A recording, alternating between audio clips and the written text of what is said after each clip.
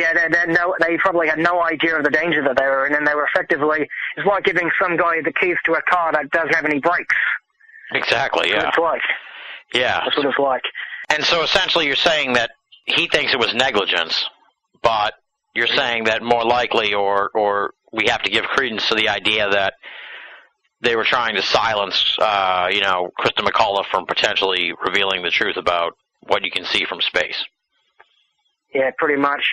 The whole fact of the matter is that whichever way you look at it, whether it was negligence or whether it was murder, it clearly wasn't an accident. Because as Beaujolais said, an accident is when you do something that without prior knowledge of the consequences. Like if you accidentally exit out the door and accidentally walk into someone and stuff, that would be considered an accident. Or if you borrow someone's stereo and you end up breaking it by mistake, that would be an accident. When someone tells you that the shuttle is going to blow up if you launch in cold weather, and yet you still launch in cold weather, that's no accident. Right. I guess at the end of the day, Jarrah, the question really though is, I commend you, for your passion and willing to go the distance here on proving one way or the other this moon hoax theory, but I wonder really, what's the point of it all? You know what I mean? Why? What difference does it make? We're not even going back to the moon anymore. And, it's like saying that Abraham Lincoln plagiarized the Gettysburg Address. It's like what's the point, I guess? What's the motivating factor behind all this? Why do you think it's so important to prove that we didn't go to the moon? Well, it's important to get the truth out, and whichever way you look at it, the mankind has nowadays become sort of dependent on space. We've got many satellites up in space now for everyday use. People can't take it for granted. And people have constantly talked about maybe visiting other planets in the future, like setting up civilizations and stuff, but these are just going to be dreams. We're not going to be able to get anywhere, okay, with NASA constantly perpetuating this lie that the Apollo astronauts went to the moon, but we're not going back because it's too expensive. The real reason why we can't go back to the moon is because of the radiation, and until we can sort out this, okay, we need to get NASA to acknowledge, okay, you faked it, now let's try to work out how we can actually go to the moon for real, how we can actually reach the stars someday.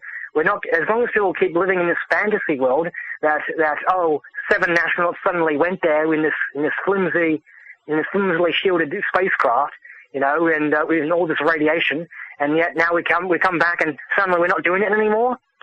Mankind needs to move forward, and we're not going to be moving forward so long as NASA keeps us living in this fantasy world. Right. Okay. So that's sort of like the motivating factor behind all this for you is to sort of set the record straight and get us back on track, if you will. Yeah, exactly. I as a kid, I dreamed of being the first man. You know who my hero was when I was a child? When I was a child, my hero was Andy Thomas, one of the Australian astronauts. Okay. Yeah. The Australian astronaut Andy Thomas. He flew the shuttle a few times. He flew the Mir space station and stuff. And I looked up to him. I wanted to follow in his. I wanted to be. He never went to the moon, obviously, but I wanted to be an astronaut too. I dreamed of going to Mars someday. And then I realized that the truth is it's just bullshit. What they're saying about how we went to the moon in the 1960s with very little technology and stuff. Yeah. Now they're constantly saying, we can't go back to the moon because it's too expensive. It's got nothing to do with budget. It's all about physically being able to survive the journey. Right. As long as they keep telling us this garbage, mankind is never going to move forward, and we're never going to reach the stars. It's important that we stop living in this science fiction fantasy world. Okay, get the facts straight. Okay, and then start working out how to actually get there for real. Yeah. That's what really motivates me. It's important to get the truth out so we can move mankind forward. Let's say you're correct in this moon hoax theory, and it eventually comes out. How do you see that unfolding? Because it would have to be, at least another generation from now, so that the people who perpetrated the hoax wouldn't be persecuted. Do you know what I mean? How do you see? Let's put it this way. Let's put it this way in a hypothetical situation. Okay, the government is going to come forward with the truth about the moon hoax. How do you see that unfolding then? Well, I imagine a lot of people will outright deny it. Other people will be, have a big cry over it and stuff. Other people will just, be able to get over it and stuff. Maybe they'll just be patriotic and say, maybe they had to lie to us because we needed to beat the Soviets and stuff, but some people just have to accept the fact, and once the world has accepted this fact that it's fake, okay, we need to now we can try to focus on doing it for real. We need to find out ways to shield the astronauts from the radiation, because even on short-term missions, even a minor flare is as a hazard to a human.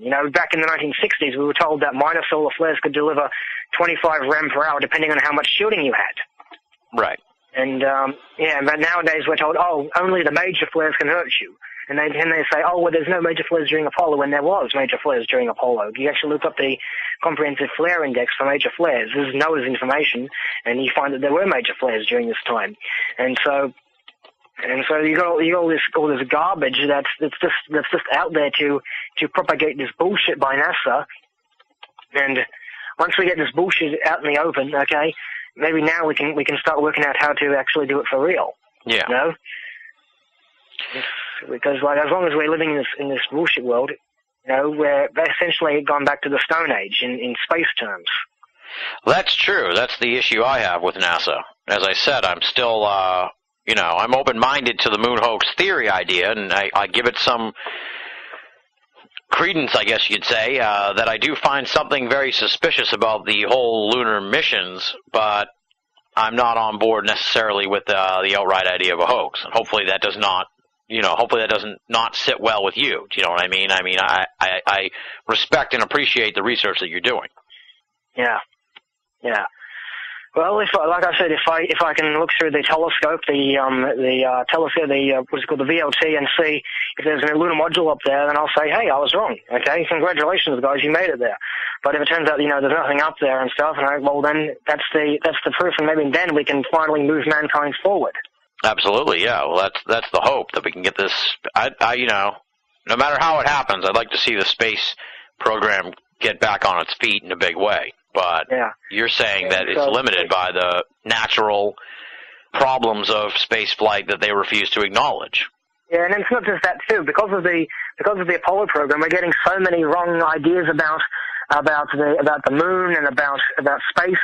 Like the Apollo samples that NASA supposedly returned from the moon, turned out to be almost identical to terrestrial basalt. It had the same chemistry, same mineralogy, same oxygen isotope ratios. Yeah. If it looks like a duck, quacks like a duck's a duck. And now the Smart 1 probe, it crashed into the moon, finds out that the actual stuff that's up there is different. And that's effectively been swept under the rug. No one's ever, it was announced in the news, and then it was just shunned out of the spotlight completely. And God, I was taping the program when they first announced this stuff, eh? And so that's the whole issue. We're getting so much wrong information about space and about the moon because of NASA's bullshit. And when we need to, effectively, once we get this hoax officially exposed, we'll effectively have to relearn everything we now know about the moon stuff because of all this nonsense that NASA has put out.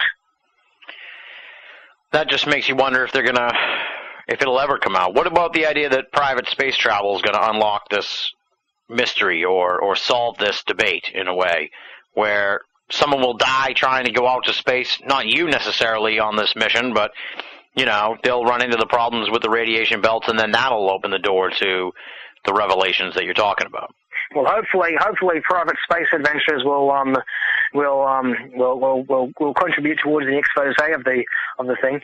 If I recall correctly, they've got the private organization Space Adventures.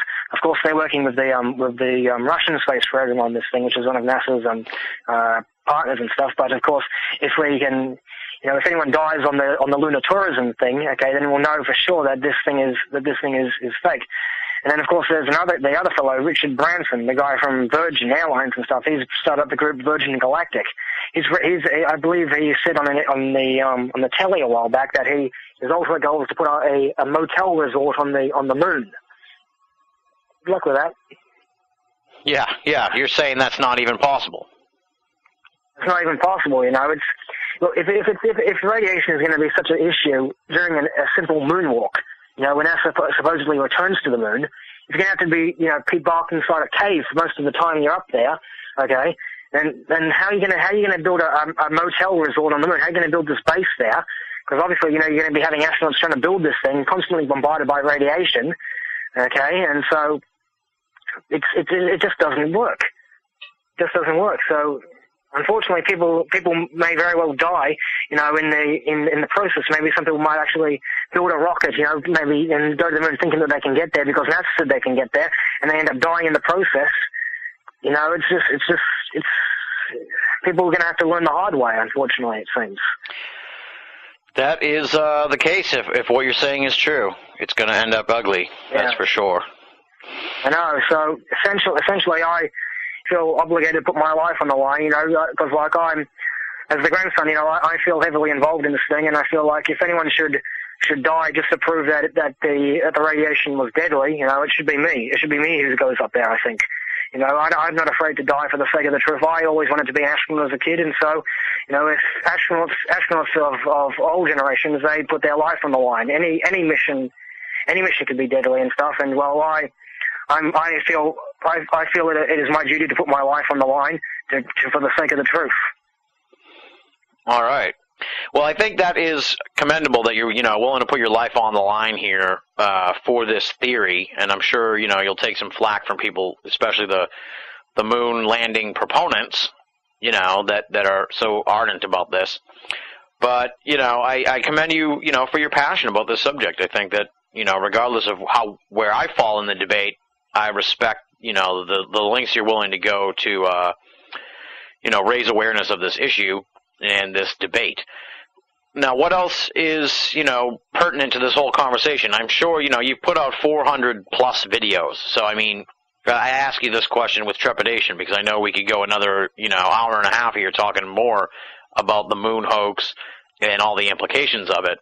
But what sort of stuff may have fallen through the cracks here that we should make sure we cover here on this, your initial appearance on the program? As I told you before, I recently managed to meet up with Adam Savage and Phil Plait at that convention. I also managed to meet up with Buzz Aldrin. Mm-hmm. Buzz Aldrin, the supposed second man on the moon and stuff. I was like, as we were talking about the moon rocks earlier and stuff. Recently, this was one of the subjects I had planned on meaning to delve into during the 40th anniversary, was the fact that shortly afterwards, right, one of the moon rocks that was on display in the Dutch Museum, which was a gift to former Dutch Prime Minister Willem Drees. Okay, it turned out to be a piece of petrified wood, and this was given out to the guy during the Apollo 11 astronauts' goodwill tour. See, they toured the world and stuff. During their time in Amsterdam, they were accompanied by the American ambassador. Now, basically, they, from what I understand, they gave this moon rock to the ambassador, who presented it to the former Dutch Prime Minister. And so the ambassador, he was commenting on these lines, and he said, "I didn't know that this thing was." He was very interested in the rock, but I didn't know it was fake. That's news to me. Yeah. And so basically Aldrin, he was appearing in Sydney this last October, right? And basically he was at the Australian Geographic Awards night.